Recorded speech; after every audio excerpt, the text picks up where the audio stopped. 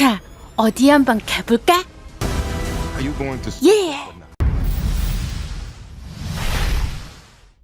이번 영상은 7월 개봉하는 스파이더맨 파프롬 홈의 시간적인 배경을 한번 알아보겠습니다.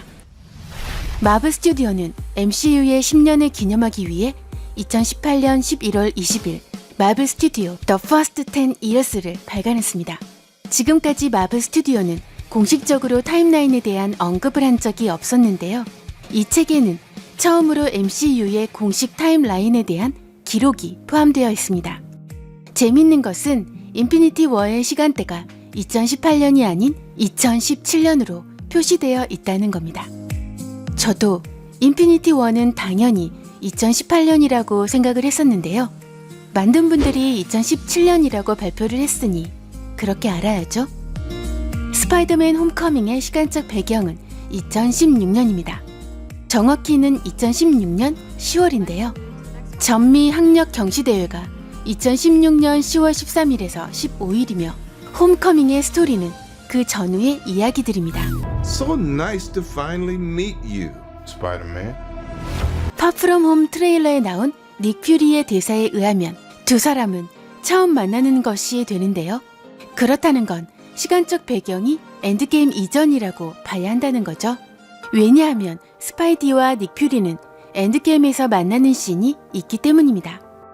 닉 퓨리와 스파이디가 이미 만난 사이라면 닉 퓨리는 이런 대사를 했겠죠. 다시 만나니 반갑군, 스파이디 라고 말이죠. 2 weeks in Europe. It's gonna be great. 트레일러에 등장한 대사를 보면 여름방학 2주 동안 유럽 여행이라는 대사가 나옵니다.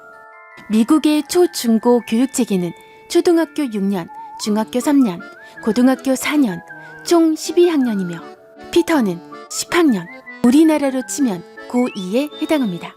미국은 6월 말에 종업식과 여름방학을 하며 신학기는 8월 말에서 9월 초에 시작합니다.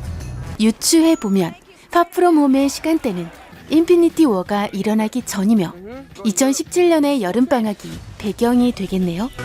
8월 말에 개학을 하니 7월 초에서 8월 중순 사이? 지금까지 말한 내용은 어디까지나 추측이라는 거죠. 알려진 이야기로는 파프롬 홈은 엔드게임 직후라는 이야기가 있습니다. 정확히는 몇 분 후라는 건데요. 이 대사는 스파이디가 퓨리 국장을 알고 있다는 게 되는데요.